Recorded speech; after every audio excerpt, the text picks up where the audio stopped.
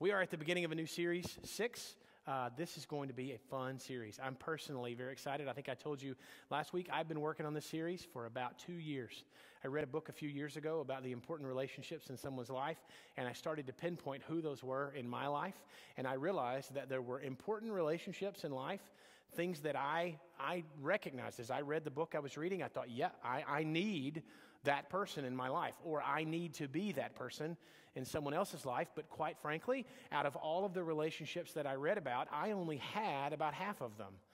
And then I started looking at my own life and thinking, I really have some big holes in who I am. I don't know if you knew that or not, but I have some holes, in my personality, things where I'm just a little bit off in that area, or area weaknesses, in character or whatever, where I thought, I want to really improve those areas of my life. And then I realized that in many of those areas, the relationship that I was missing was intended to build up the area where I was weak.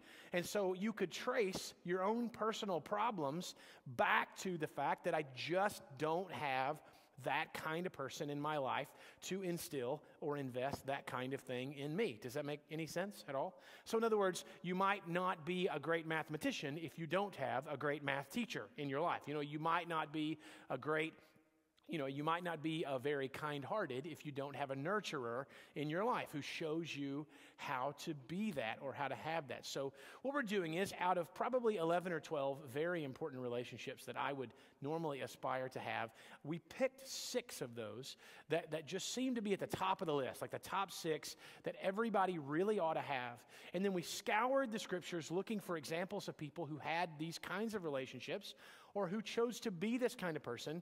And then we looked into our own lives. How can we do this in us as leaders here? And so now I get to bring to you the topic of how that is. The first one that we're going to be looking at here is the Barnabas or encourager person in your life. I don't know about you. I need encouragement. You see, by the time I get on this stage and teach this sermon and look at that camera, I'm already encouraged about this topic. But I was not always encouraged, regardless about what sermon I'm teaching or whatever. It didn't always begin that way, right? Like you guys look up here and you see there's an encouraged guy right there. He's got some confidence or whatever, but you didn't see me like a few weeks ago when I'm like hiding out front, trying to decide whether or not to climb onto a bus and move to a new state. You didn't see the down and out frustrated me, right? There is an encourager in my life. I joke around and say in the office that about every 3 or 4 weeks, I have a Monday that I call Bread Truck Monday. Have I told you about Bread Truck Monday before? Bread Truck Monday is the day when I want to quit my job and get a job driving a bread truck. Because I think driving a bread truck would be awesome. Think about it. Nobody is like expecting you to be perfect. You just drive a bread truck, right?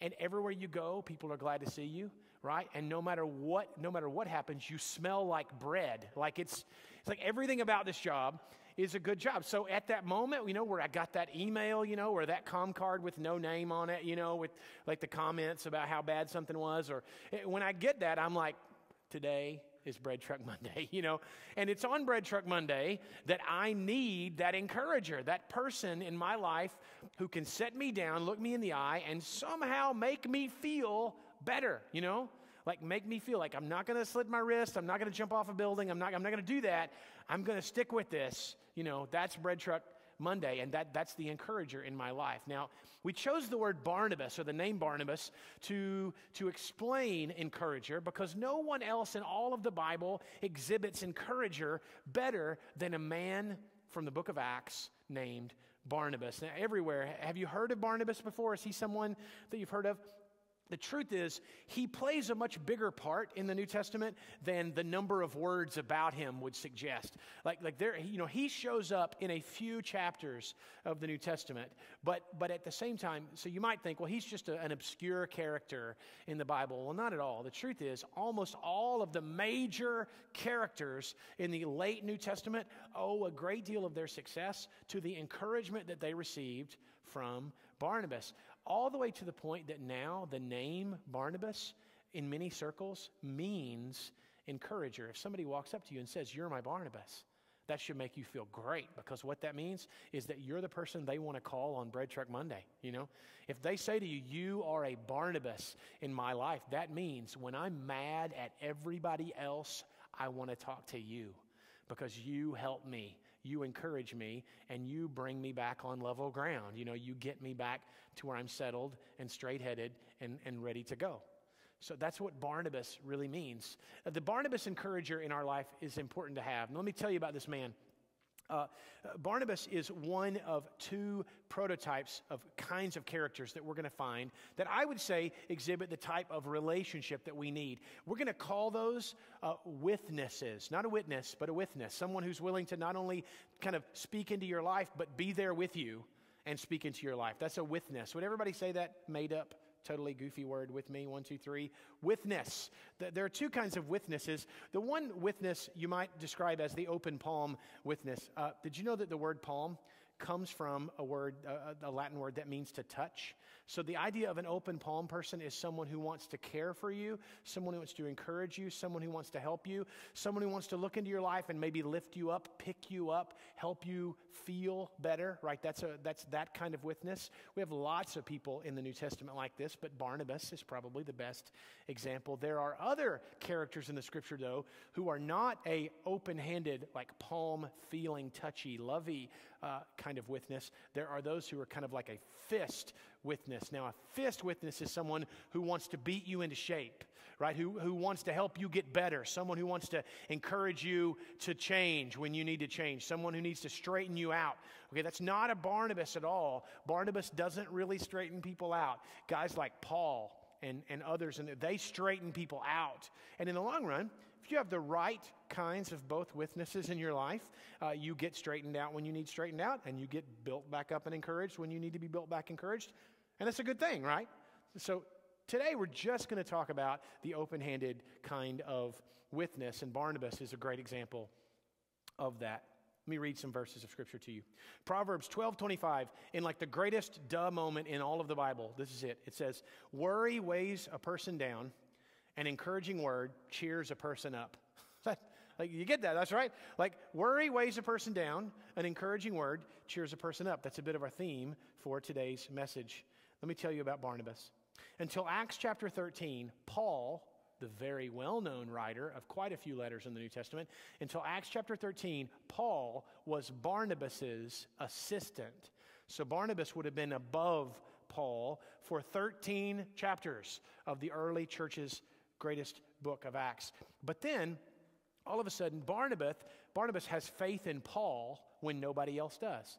It's when he starts earning his name. It's like at the beginning, nobody else trusts Paul, this guy who used to be an enemy and now he claims to be a friend, but Barnabas did. So Barnabas trusts Paul when no one else trusts him. A few chapters later, a guy named John Mark is tagging along with them, and Paul loses faith in John Mark, but Barnabas doesn't. Barnabas has faith in John Mark when Paul gives up on him. You see how this is where you want to go, Paul, man, Barnabas was there for you when you look like a bonehead. Now John Mark looks like a bonehead, and you've given up on him, but Barnabas is still there. Okay, a few chapters later, Barnabas has faith in Peter when Paul didn't. Okay, so now there's this huge disagreement at a town called Antioch where Paul and Peter go at it, and Barnabas encourages Peter, now kind of who's going against his former protege and friend. A few chapters later, all of a sudden what happens is that Paul and Barnabas reunite, and now Barnabas is there to encourage Paul again. And a few chapters later, John Mark and Paul reunite. And so ultimately, the original two guys who Barnabas encouraged, who then weren't friends, now they are friends again. And when it's all over, John Mark and Paul and Peter are all connected and encouraging one another, all because of Barnabas's role in their life. Is that cool? This is an important guy who just looks around looking for opportunities to try and encourage other people. And I don't know about you, but I desperately need a Barnabas, or I would go so far as to say several Barnabases in my life. In fact, I look for them. I flock to them. When I find out that someone is a Barnabas, that becomes somebody who gets in my calendar book pretty regularly. Like, I want to go to lunch with that person. Just hanging out with them makes me feel better. Just being around them makes me think I can do more, and I can, I'm a little taller when I'm near them, and I feel like I'm slimmer and I lost weight just because I'm around them, Like when I'm around them, I just feel honestly closer to God. because of the encouragement that just flows from their mouth. Okay? I got to tell you, folks, just a practical reality. We all need Barnabases. And think about this, is the flip side. Not only do we all need Barnabases, but if none of us choose to be Barnabases, then none of us will have Barnabases, right? Like somebody has to be the Barnabas.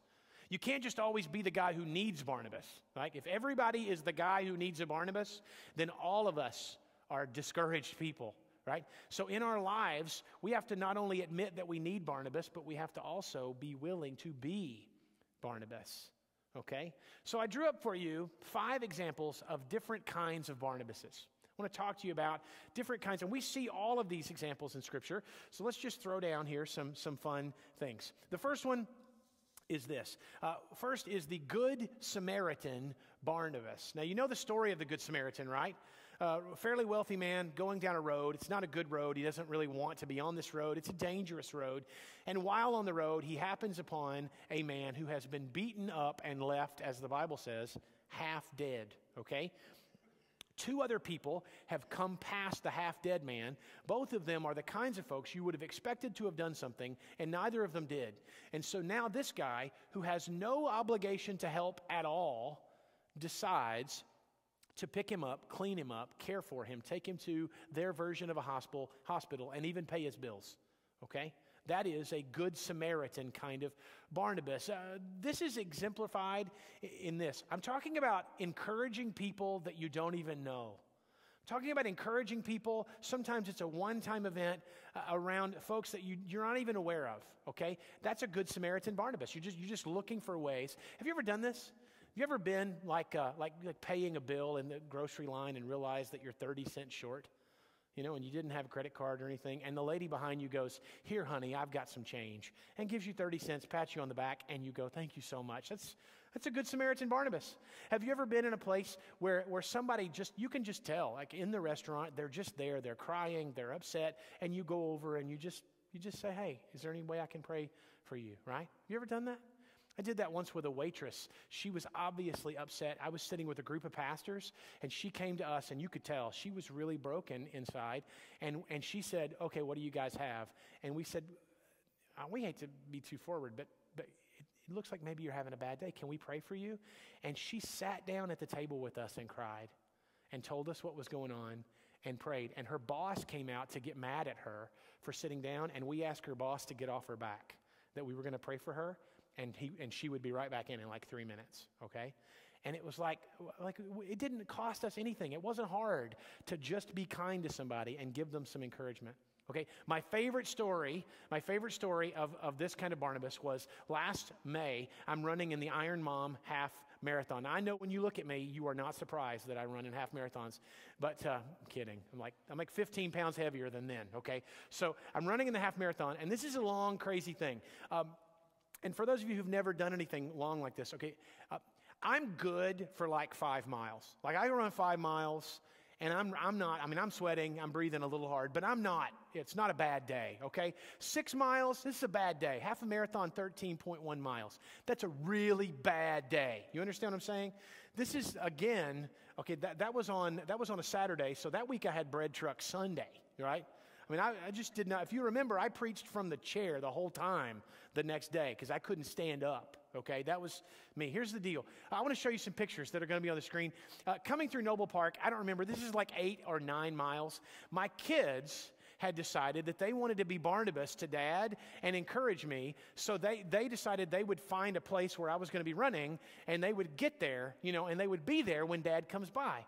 Now, it's the coolest thing because there's all kinds of Good Samaritan Barnabases in a half marathon. You're running, and there are people you don't know. There's this little number on your chest, and they're yelling the number, and they're yelling, "Keep going, you could do it, keep going, keep running, come on, don't quit, you got it," okay?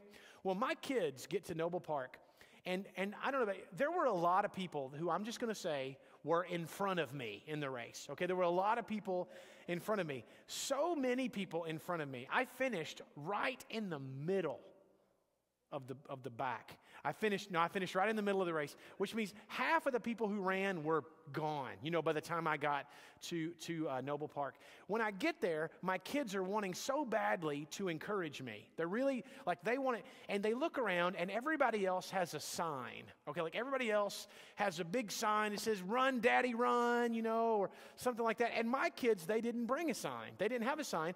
They had like a bug juice. That was what they had. But they didn't have a sign. And so they decide, I wish I had a sign. And Stephanie's feeling bad, like I should have, a better wife would have brought a sign. She's thinking that kind of thing, okay? So my kids are there. They don't have a sign. And there's a family beside them, okay? There's a family beside them who have signs. And they are there cheering on a woman who I only know as Claire, okay? And Claire is apparently a better runner than Brad is, because Claire's gone, and they've already said, "Good job, Claire." Now, they see that my kids are upset about the fact that they don't have a sign, and so they choose to be Good Samaritan Barnabas and give their Go Claire signs to my kids, okay? So when I get, can you put that up on the screen here? So when I get there, my kids have, go to the other one, if you don't mind, the other one. Okay, my kids have, okay, it says, "Toenails are for sissies. Go Claire," okay? Okay, the other sign, it says, one of them says, "You've already made it longer than Kim Kardashian's marriage." Okay, that's what one of them says. And then the other one says, "Free cheesecake at the finish line. Go Claire," okay? So when I run by them, I'm cracking up. I'm like, my kids have Go Claire signs. Now, they're excited as can be, and they're yelling, "Go Daddy," but I'm reading Go Claire, okay? Now, to this day, if Claire's family and friends are watching this, let me just say, thank you so much for encouraging my kids, who then encouraged me, and I somehow went from mile 8 to mile 13.1, thanking Claire the entire way, okay? You see what I'm saying? This is a Good Samaritan Barnabas. This is just someone who goes, I'm going to try to help in a good way. Okay, the second thing is this. The second one is the Onesimus big brother Barnabas. Very quickly, let me tell you the story. From the book of Philemon, which you could read today because it's one chapter, okay? The book of Philemon is a letter that Paul writes to a friend who is also a slave owner named Philemon. Philemon has a slave who has run away. His name is Onesimus. And somehow Onesimus has ended up in jail with Paul. So the two of them are now in jail, and Onesimus is getting out of jail, and Paul has talked him in to going home to Philemon. And while there, Paul has led Onesimus to Christ, and now Paul is using his relationship with Philemon to make sure that when Onesimus goes home, he goes home a free man. That's kind of the goal of the book of Philemon, okay? Here's what's cool, though. An Onesimus big brother, kind of Barnabas, I'm going to put it this way, is the kind of person who will get into your hole with you. Like if you're down and out, you've got a problem, you're frustrated, they just climb in and say, how can we get out of this together? See, Onesimus' problem is not Paul's problem. Okay, Onesimus broke the law. Onesimus ran away. It's not Paul's problem. Paul's got his own problems. Paul's in jail for something he most likely didn't do or something that should not have been against the law. Paul's wrongly accused, in jail, facing his own death. And for whatever reason, Paul chooses to do what's necessary to make Onesimus' life better and to fix a broken relationship between two men who have wronged each other back and forth. Paul becomes Barnabas to Onesimus by climbing in the hole with him, sitting in his cell with him, getting into his story with him, and encouraging Philemon to accept him back. Now, get this. Many people are so focused on their own battlefronts, their own problems, that they'll never have the ability or the willingness to climb into yours. But there are those who are willing, when you need them, to climb into your pit and help the two of you come out together. I'll give you some examples. Batman had Robin, right? Poncho had Lefty. Oh, there are some country fans in there. Yeah. You know, the Lone Ranger had Tonto, right? Everybody needs this.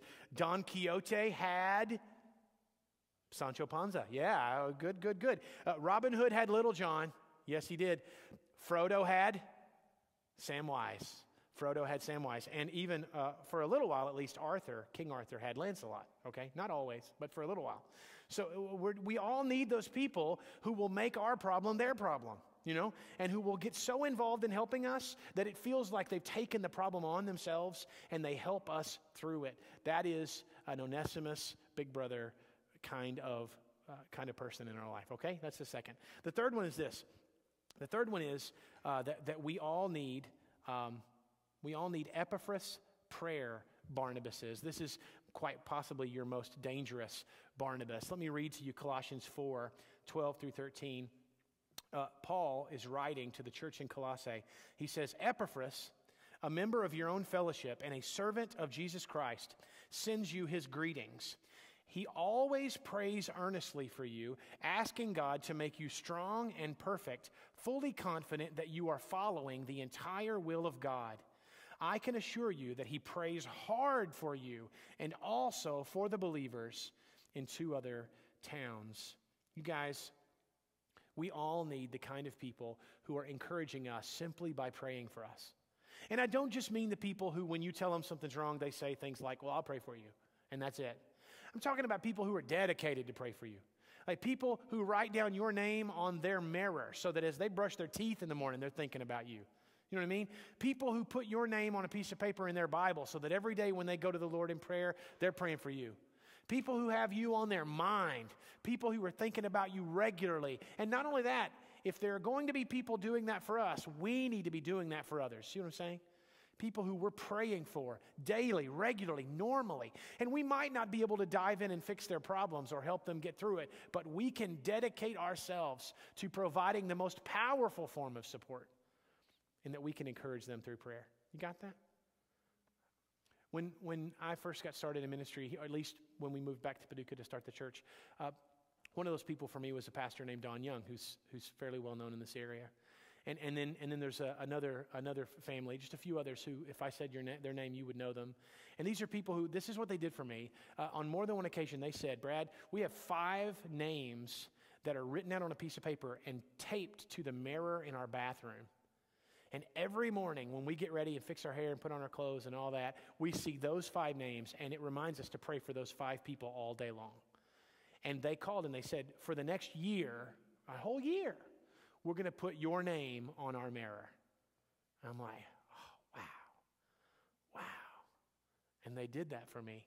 And when I faced challenges and struggles, there were many times when I went, I feel so horrible right now. Man, they're praying for me. Or maybe even go so far as to say, ring, ring, ring. Hey, you still praying for me? Yes, I am. Can I give you some like details? Yeah, you give me the details. I'll be praying for you.